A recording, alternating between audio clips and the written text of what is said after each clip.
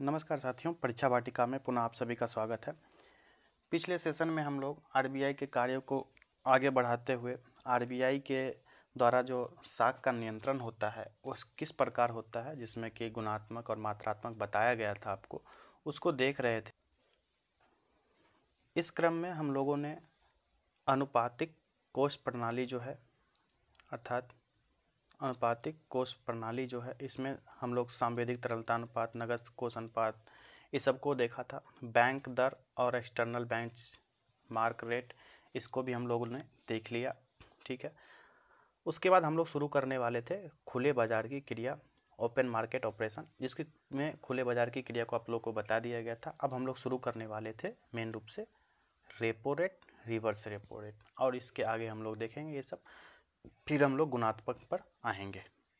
बढ़ते हैं हम लोग पिछले टॉपिक से, पिछले सेशन से आगे देखते हैं रेपो दर। रेपो दर क्या होता है? रेपो रेट वह दर जिस पर आरबीआई बैंक को अल्पकालिक ऋण यानी 90 दिन से कम का ऋण हो देता है, उसे रेपो दर यानी रेपो रेट कहा जाता है। रेपो रेट दो प्रकार के होते हैं। कौन कौन? ओवर द नाइट रेपो और term repo. Over the night repo और टर्म रेपो। ठीक है, अब देखते हैं कि जब आरबीआई बैंकों को केवल एक दिन का उधार देता है तो वह ओवर द नाइट रेपो दर का उपयोग करता है। और दूसरा जो है, जब आरबीआई बैंकों को एक दिन से अधिक और 90 दिन से कम का यानी 1 से 90 दिन के बीच तक का उधार देता है, तब उसे टर्म रेपो दर कहा जाता है। जैसे 7 दिन, 14 दिन, 21 दिन, ये 7 के गुणक में होता है। इसी तरह बैंक जो है इन दोनों उधारी में न्यूनतम 10 करोड़ रुपए की उधारी देता है तथा इसके ऊपर 5 करोड़ के गुणक में उधार मिलता है। ठीक है, न्यूनतम 10 करोड़ दिया, अगर 5 करोड़ के गुणक में है तो कितना देगा? 15, 20, इसी तरह। ठीक है, बैंक जो है ओवर द नाइट रेपो में अधिकतम अपने एनडीटीएल का 0.25% ही उधार ले सकता है, जबकि टर्म रेपो में अपने एनडीटीएल का 0.75% ही उधार ले सकता है। ठीक है, आगे देखते हैं। बैंक रेपो दर में उधार लेने के लिए आरबीआई के पास अपने उधार का 105% मूल्य का प्रतिभूति गिरवी रखता है। कौन? सरकारी और बैंक दोनों की। ठीक है, रेपो दर में। आगे बढ़ते हैं। रेपो दर को पॉलिसी दर भी कहा जाता है। वर्तमान में रेपो दर 4% है। कितना है? 4% रेपो दर है। अब देखिए रेपो क्या है।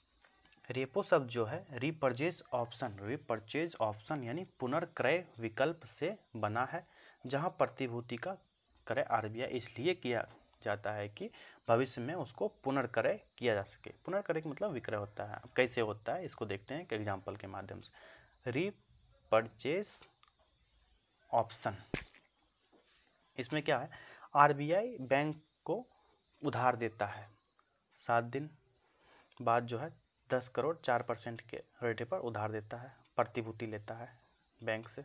ठीक है, अब क्या होता है, फिर इसका उल्टा हो गया, यानी कि फिर बैंक क्या किया, पैसा लौटा दिया, प्रतिभूति मिल गया। ठीक है, इसी तरह रेपो दर में उधार लेने के लिए बैंक प्रतिभूति को, जिसे लिखा भी है, बैंक प्रतिभूति को जारी करता है, जिसे निश्चित अवधि बाद बैंक पुनर्क्रय करता है और इसे ही रिपर्चेज ऑप्शन कहते हैं। इसे ही रिपर्चेज ऑप्शन कहते हैं। अब मामला बनता है मेन, यहाँ से क्वेश्चन पूछे जाते हैं। ठीक है, अक्सर ये देखते हैं। अगर बैंक जो है, अगर जो बैंक है क्या करे, अगर बैंक जो है रेपो दर में वृद्धि करता है, रेपो दर में वृद्धि करता है तो क्या होगा? बाजार में तरलता कम होता है। ठीक है, मामला ये भी ठीक है।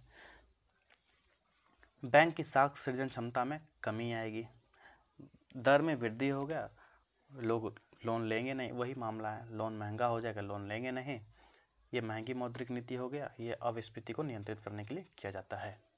ठीक है, आगे देखते हैं। अगर रेपो दर में कमी हो, यानी अगर आरबीआई रेपो दर में कमी करता है तो क्या होगा? जो बैंक है ब्याज दर में सबसे पहला नंबर तो इंटरेस्ट रेट है, इंटरेस्ट रेट में वृद्धि होगा। ज्यों ही इंटरेस्ट रेट में वृद्धि हो गया, लोग तरलता में क्या होगा, कमी आएगी। ठीक, उसके बाद क्या होगा, निवेशकर्ता और परिवार द्वारा साख की मांग में वृद्धि होगा, अर्थात अर्थव्यवस्था में तरलता में वृद्धि होगा, ये बताए हैं। और क्या है, ब्याज दर में जो बैंक है, ब्याज दर में बैंक जो है कमी करता है। ठीक है, और जो है उपयोग व्यय और निवेश व्यय में वृद्धि होगा, अर्थात समग्र मांग में वृद्धि हो गया। ये जो है मुद्रा अपस्फीति नियंत्रित जो है अपस्फीति को नियंत्रित करने के लिए किया जाता है। ठीक है, आगे बढ़ते हैं हम लोग। अब देखते हैं reverse repo rate. Reverse repo दर वह दर जिस पर बैंक आरबीआई को अल्पकालिक ऋण देते हैं उसे रिवर्स रेपो दर कहा जाता है। आरबीआई बैंकों के बैंक के अंतर्गत दो मुख्य कार्य करता है। आपको शुरू में पहले वीडियो में बताया गया, आरबीआई को बैंकों का बैंक भी कहा जाता है। क्यों कहा जाता है और इसके कार्य क्या हैं, इसको देखते हैं हम लोग।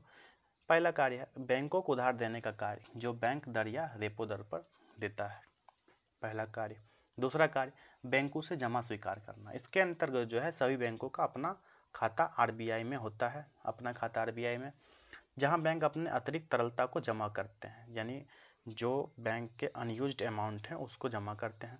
आरबीआई बैंकों को इस खाते पर जमा पर प्रतिदिन ब्याज देता है। इस ब्याज को रिवर्स रेपो दर कहा जाता है। वर्तमान में रिवर्स रेपो दर 3.35% है।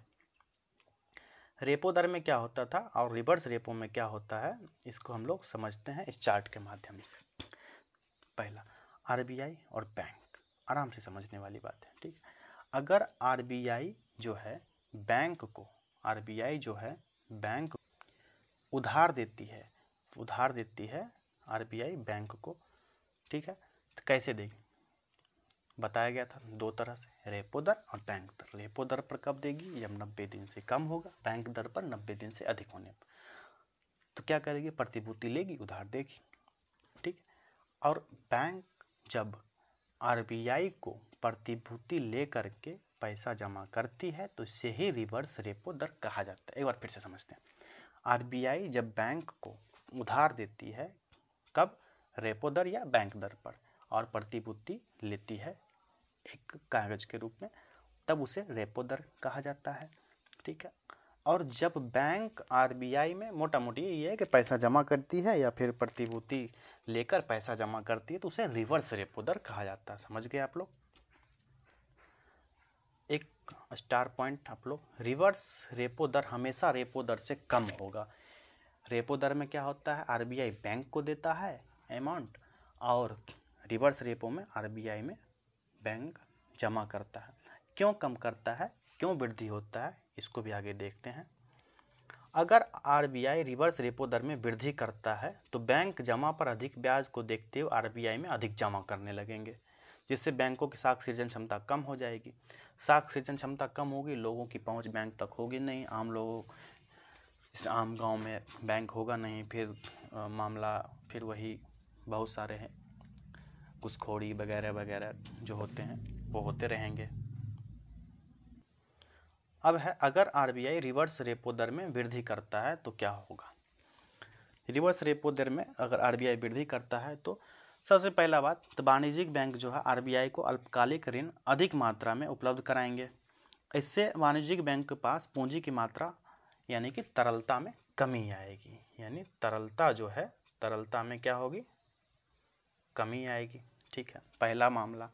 दूसरा मामला होगा, अगर बाजार में तरलता में कमी होगी तो परिणाम स्वरूप ब्याज दर क्या होगा, तरलता में कमी होगी तो ब्याज दर महंगा होगा, पैसा है नहीं मार्केट में, लोग बैंक से ब्याज लेंगे, महंगा ब्याज। तीसरा पॉइंट बनेगा कि निवेशकर्ता जो है और परिवार जो है साख की मांग में कमी, यानी अर्थव्यवस्था में तरलता में कमी, यानी कि पूरा मामला यही होगा, तरलता में कमी, ये समझ ही लिए। अगला होगा कि जैसे कि आम लोग, जैसे हम लोग यूज करते हैं पैसा और किसी पे इन्वेस्ट करते हैं तो उसमें गिरावट आएगी, यानी समग्र मांग में कमी, यानी कि पैसा है नहीं तो कुछ सामान खरीदेंगे नहीं तो मांग में कमी आएगी। और ये जो है मुद्रास्फीति नियंत्रण, यानी मुद्रास्फीति नियंत्रण के लिए किया जाता है। ठीक है, मुद्रास्फीति नियंत्रण के लिए किया जाता है, समझ गए। अब अगला है अगर आरबीआई रिवर्स रेपो दर में कमी करता है तो क्या होगा? इसमें भी वही मामला होगा, तरलता में वृद्धि, तरलता हो गया तो है तरलता में वृद्धि होगा, पहला बात। दूसरा बात क्या होगा? ब्याज दर में क्या होगा? कमी आएगी। तीसरा होगा अर्थव्यवस्था में तरलता में वृद्धि होगी और मांग में वृद्धि होगी, और बैंक जो है जो ही तरलता में वृद्धि होगी तो बैंक क्या होगा? अपना ब्रांच खोल सकता है, यानी कि वही मामला जो आपको पहले भी बताया जा चुका है, बैंक अपना ब्रांच शाख सृजन कर सकती है। आगे क्या होगा? ये जो है मुद्रा अपस्फीति को नियंत्रित करने के लिए किया जाता है, ठीक है, रिवर्स रेपो दर में कमी जब होता है। आगे देखते हैं हम लोग, ये है MSF, मार्जिनल स्टैंडिंग फैसिलिटी, सीमांत स्थायी सुविधा दर, ठीक है, सीमांत स्थायी सुविधा दर, ठीक है। इसे जो है 2011 में शुरू किया गया था। ओवर द नाइट लोन यानी एक रात की उधारी है, इसको कहा जाता है। यह उधार जो है रेपो के अतिरिक्त उधार माना जाता है, रेपो दर के अतिरिक्त उधार माना जाता है। यहाँ केवल अनुसूचित वाणिज्यिक बैंक के उधार ले सकते हैं। आपको ऊपर पढ़ाया गया है, वाणिज्यिक और गैर वाणिज्यिक भी पढ़ाया गया था। वे बैंक जो आरबीआई अधिनियम 1934 की दूसरी अनुसूची में शामिल हो तथा जो लाभ के उद्देश्य से काम करे उसे अनुसूचित वाणिज्यिक बैंक कहते हैं। अतः सरकारी इसके अंतर्गत उधार नहीं ले सकते हैं, सरकारी बैंक जो इसके अंतर्गत उधार नहीं ले सकते हैं। यहाँ न्यूनतम उधारी जो है 1 करोड़ की होती है, न्यूनतम उधारी 1 करोड़ की होती है। अधिकतम उधारी NDTL का 1% से ज़्यादा नहीं होता है, ठीक है। इससे SLR की प्रतिभूतियों को बैंक गिरवी रखता है। यहाँ आरबीआई बैंकों से रेपो के अतिरिक्त ब्याज लेता है। रेपो के अधिक ब्याज दर के कारण इसे पेनल्टी दर भी कहा जाता है। रेपो से चूंकि अधिक ब्याज दर लिया जाता है, इसे पेनल्टी। वर्तमान में MSF दर यानी मार्जिनल स्टैंडिंग फैसिलिटी जो है अधिक है। आगे हम लोग देखते हैं LAF यानी लिक्विडिटी एडजस्टमेंट फैसिलिटी यानी तरलता समायोजित सुविधा। आरबीआई इसका प्रयोग करके बाजार में तरलता को समायोजित करता है। कम है तो ज़्यादा करना है, ज़्यादा है तो कम करना है, यानी कुल मिलाकर नियंत्रण। अर्थात जिन बैंकों के पास अतिरिक्त जमा होता है उनसे जमा लेकर उन बैंकों को उधार दे सकता है जिनको उधार की आवश्यकता होता है। यह कार्य आरबीआई प्रतिदिन करता है, पहला पॉइंट। दूसरा, पहले यह कार्य 7 दिनों में होता था, बताया गया था। एक बार वो मामला अलग था जो 14 दिन में शुक्रवार से शुक्रवार करता था बैंक, जो अपना साख सृजन और जो रिपोर्ट बनाता है कितना पैसा है, कितना खर्च हुआ। किंतु नरसिंघम समिति की सिफारिश पर 7 दिनों से घटाकर प्रतिदिन कर दिया गया, ठीक है। इस प्रकार यह रेपो और रिवर्स रेपो दोनों से जुड़ा है, रिवर्स रेपो और रेपो दोनों से जुड़ गया। यहाँ सभी बैंक भाग लेते हैं तथा न्यूनतम उधार 5 करोड़ की होती है, ठीक है। मामला ये बन गया। अब हमारा जो सेकेंड पॉइंट था वो ख़त्म होता है, यानी ये हम लोगों ने ये MSF और LAF पढ़ लिया। अब इसमें हम लोगों को देखना है क्या? ऑपरेशन ट्विस्ट और LTRO, ठीक है। और इससे पहले हम लोग ये भी देख लेते हैं LAF और MAS में क्या क्या अंतर है, एक बार देख लेते हैं, इसको भी ठीक रहेगा। पहले देखते हैं कि जहाँ LAF यानी समायोजन सुविधा है, समायोजन सुविधा है यानी तरलता समायोजित सुविधा है। इसके तहत सभी व्यापारिक बैंक या सरकारी बैंक या सरकार या गैर वित्तीय संस्थाएं आदि जो है आरबीआई से ऋण ले सकती है। वहीं MSF के अंतर्गत यानी MSF के अंतर्गत जो है केवल अनुसूचित वाणिज्यिक बैंक ही रिजर्व बैंक से ऋण ले सकते हैं। यानी LAF के अंतर्गत कौन कौन ले सकता है? व्यापारिक बैंक, सरकारी गैर वित्तीय संस्थाएं इत्यादि। और MSF के अंतर्गत केवल अनुसूचित बैंक रिजर्व बैंक से ऋण ले सकते हैं। पहला पॉइंट अंतर का। दूसरा पॉइंट, जो समायोजित सुविधा है, तरलता समायोजित सुविधा है, इसके अंतर्गत जो है बैंक द्वारा न्यूनतम 5 करोड़ की राशि, इसके अंतर्गत न्यूनतम 5 करोड़ की राशि आपको बताया गया, जबकि एमएसएफ के अंतर्गत न्यूनतम 1 करोड़ की राशि लिया जा सकता है उधार के रूप में। ठीक है, और तीसरा पॉइंट हमारा अंतर का ये बनता है कि तरलता समायोजित सुविधा में ऋण लेने वाली संस्थाएं सीमांत स्थायी सुविधा यानी एमएसएफ के अंतर्गत जो है जो प्रतिभूति का उपयोग जो किया जाता है गिरवी के लिए नहीं कर सकती है, जबकि एमएसएफ के अंतर्गत ऋण लेने वाली संस्थाएं जो है एसएलआर के रूप में प्रतिभूति का उपयोग कर सकती है। ये हमारा 3 पॉइंट इसके अंतर के रूप में हो गया।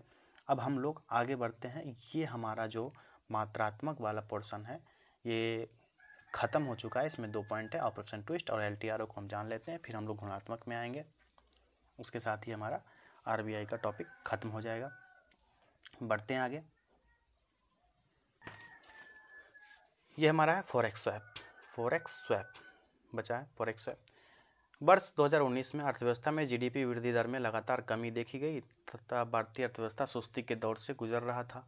अर्थव्यवस्था की सुस्ती से बाहर निकलने के लिए तथा बैंक की साठ सृजन क्षमता बढ़ाकर बाजार में तरलता को बढ़ाने के लिए आरबीआई द्वारा जो है खुले बाजार की क्रिया यानी ओपन मार्केट ऑपरेशन के अंतर्गत फॉरेक्स स्वैप को शुरू किया गया।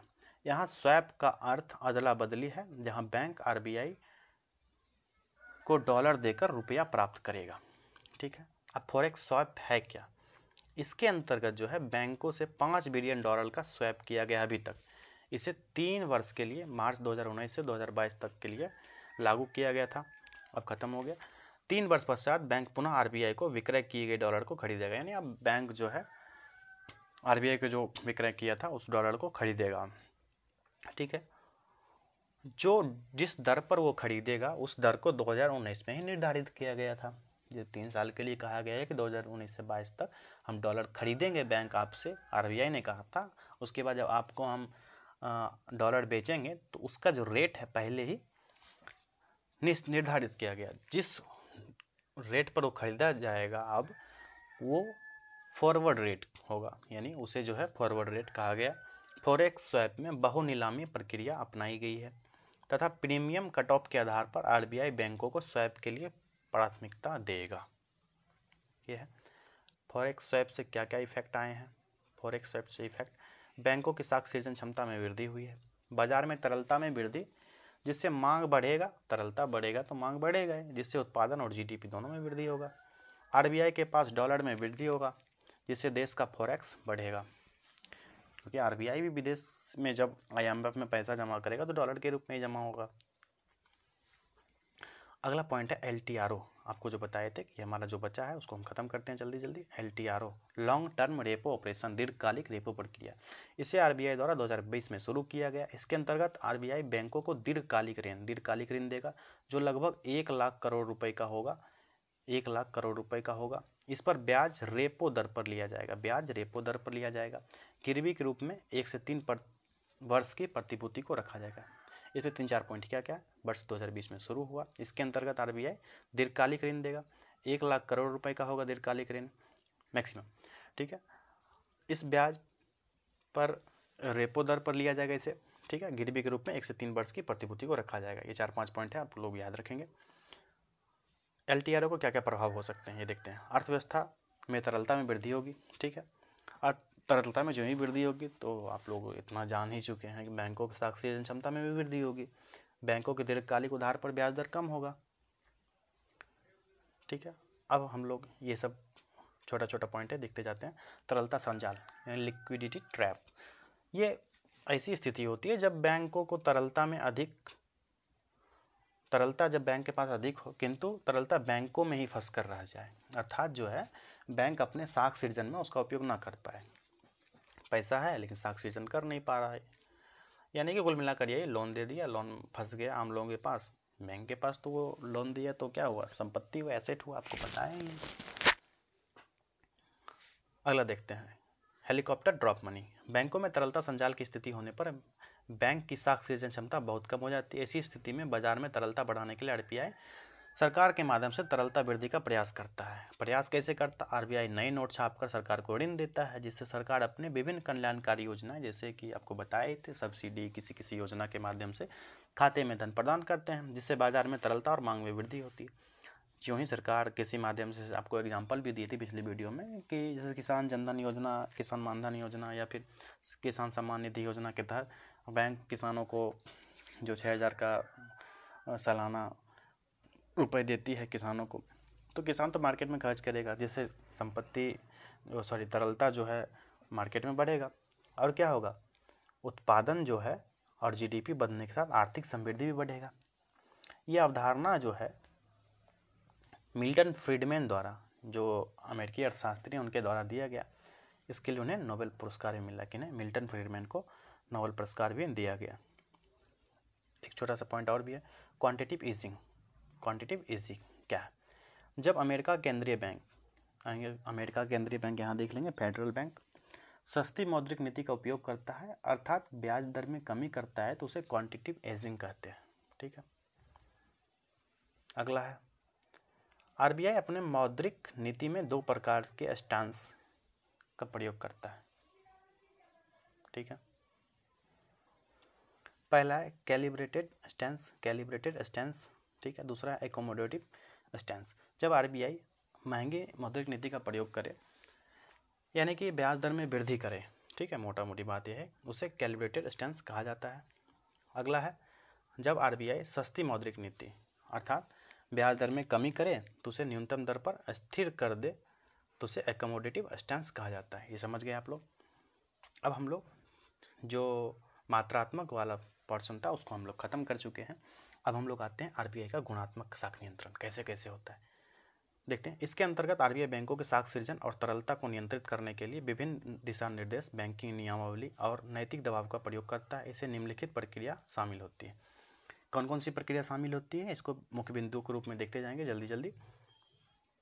पहला बिंदु है चयनात्मक साख नियंत्रण, यानी सेलेक्टिव क्रेडिट कंट्रोल। यहाँ आरबीआई बैंकों के साख नियंत्रण के लिए निम्न निर्देश का पालन करता है। कौन कौन निर्देश है? पहला निर्देश है आरबीआई और चयनात्मक साख नियंत्रण के लिए आरबीआई सभी बैंकों को कुछ विशेष कंपनी, फर्म तथा व्यक्ति को लोन या ऋण देने से मना कर सकता है। पहला बात, ठीक है। दूसरा है आरबीआई जो है कुछ विशेष क्षेत्र, जैसे कृषि क्षेत्र में किसान, जो गरीब किसान को है, उसको बैंक से सस्ता ऋण देने का निर्देश दे सकता है। ये मूलतः कागजी प्रक्रिया है, बाकी बात सरकार तो करती है। आरबीआई बैंकों से मार्जिन आवश्यकता के लिए कह सकता है, मतलब वो भी बताया गया ना आपको जो मामला था, तो वो अभी भी चल रहा है, किसी से कम किसी से ज़्यादा।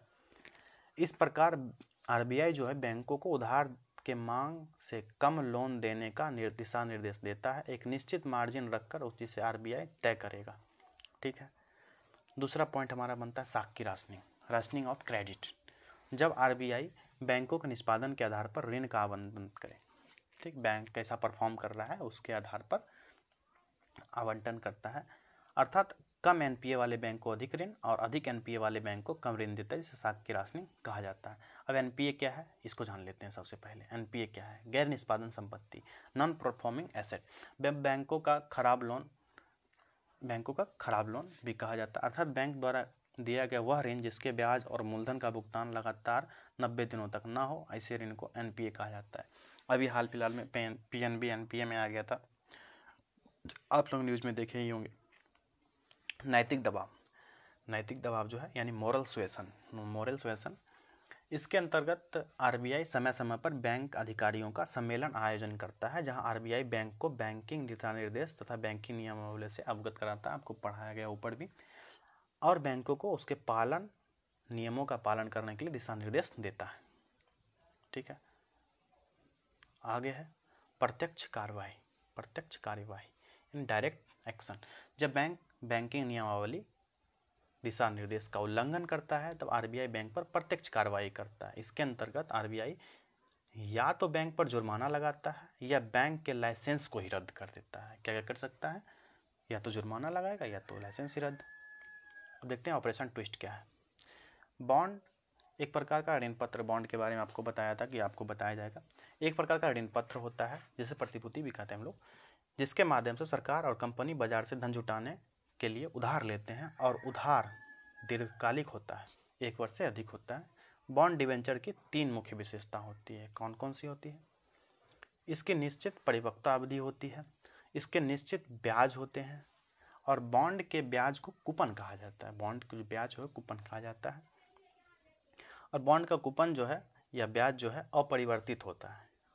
बॉन्ड के ब्याज को कूपन कहा जाता है जो अपरिवर्तित रहता है। बॉन्ड का अंकित मूल्य होता है, इसे अंकित मूल्य पर जारी किया जाता है।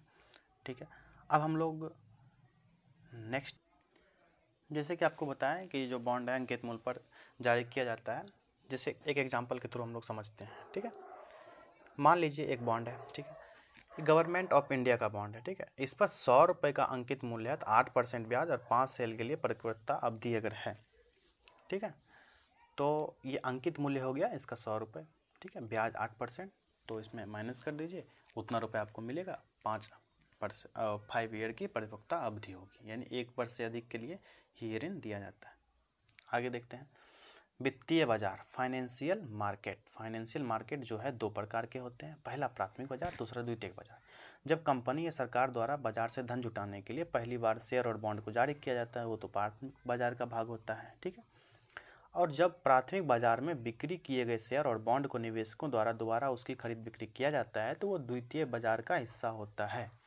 द्वितीय बाजार में बॉन्ड का मूल्य उसके मांग और पूर्ति से प्रभावित होता है। एक एग्जाम्पल लेते हैं इस चार्ट के माध्यम से, फिर वही बात है। ये बॉन्ड है 100 रुपये का, 8% इसका कूपन है और 5 ईयर की इसकी अवधि है। जैसे मांग और पूर्ति दोनों बराबर हो, मांग जितना उतना ही पूर्ति हो। बॉन्ड का मूल्य 100 रुपये, ठीक है, कूपन 8%, तो इसका यील्ड कितना होगा? 8% होगा। ठीक है, मांग अधिक, मांग कम, पूर्ति ज़्यादा। बॉन्ड का मूल्य 80 रुपये, 8% का कूपन, ये कितना हो जाएगा यील्ड? 10%। मांग ज़्यादा हो, पूर्ति कम हो, बॉन्ड का मूल्य 120 रुपये, 8% कूपन, ठीक है, और 6.6% यील्ड। मामला ये हुआ कुल मिलाकर कि यदि बॉन्ड के ये जो है बॉन्ड का मूल्य और बॉन्ड के यील्ड में व्युत्क्रमानुपाती संबंध होता है, अर्थात बॉन्ड का मूल्य बढ़ेगा तो बॉन्ड का यील्ड कम होगा और बॉन्ड का मूल्य घटेगा तो बॉन्ड का यील्ड बढ़ता है। जैसे बॉन्ड का मूल्य 100 रुपये तो यील्ड 8%, बॉन्ड का मूल्य 120 तो यील्ड 6.6%। यानी बॉन्ड का मूल्य जो ही बढ़ा, यील्ड, बॉन्ड का मूल्य बढ़ा तो यील्ड घट गया, बॉन्ड का मूल्य घटा तो यील्ड बढ़ गया। ठीक है, देख लिया आप लोग। आगे देखते हैं, बॉन्ड का ब्याज कूपन हमेशा अपरिवर्तित होगा। बॉन्ड का यील्ड क्या होता है? बॉन्ड का यील्ड आखिर होता क्या है, इसको देखते हैं। यह बॉन्ड से प्राप्त होने वाला प्रतिफल है जो बॉन्ड के मूल्य के साथ परिवर्तित होते रहता है। बॉन्ड का यील्ड, इसका फॉर्मूला है कूपन बटे बॉन्ड का मूल्य गुना 100। ठीक है, बॉन्ड का मूल्य क्या बताए थे?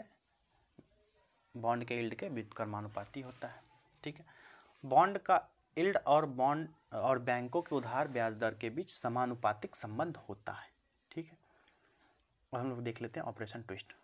इसे प्रसिद्ध डांसर चबी चेकर के ट्विस्ट डांस से लिया गया है, जिसका प्रयोग अमेरिका का केंद्रीय बैंक यानी फेडरल बैंक जो है समय समय पर अर्थव्यवस्था में तरलता बढ़ाने के लिए करता है।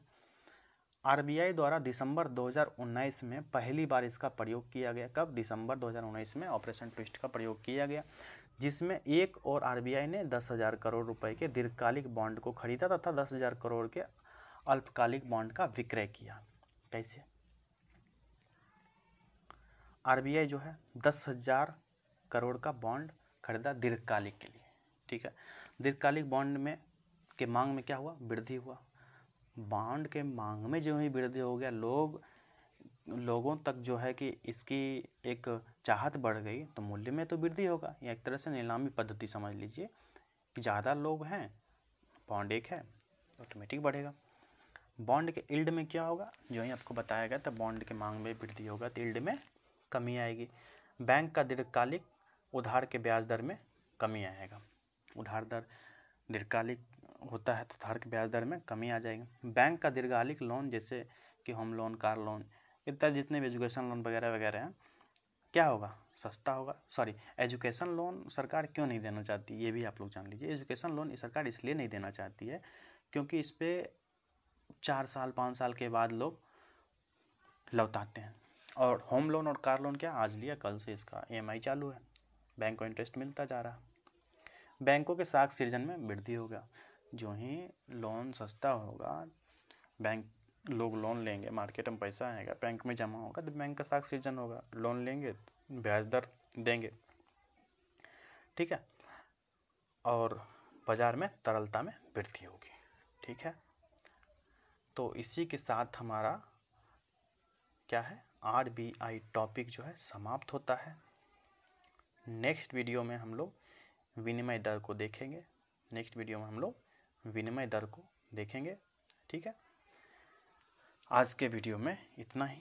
3 पार्ट में हम लोगों ने RBI को ख़त्म किया, ठीक है। और आगे भी इकोनॉमी का हर एक टॉपिक धीरे धीरे समाप्त किया जाएगा। और सिविल सेवाओं परीक्षा की प्रकृति को देखते हुए हम लोग MCQ वाला पोर्शन जो है उसको भी कराएंगे। इस वीडियो को आप लोग अधिक से अधिक शेयर करेंगे और सब्सक्राइब तो करना ही है, लाइक भी करेंगे, ठीक है। तो धन्यवाद। सेशन अच्छा लगा होगा आपको, अगर ज़्यादा अच्छा लगा हो तो ज़्यादा लोगों को शेयर करें। धन्यवाद, बाय।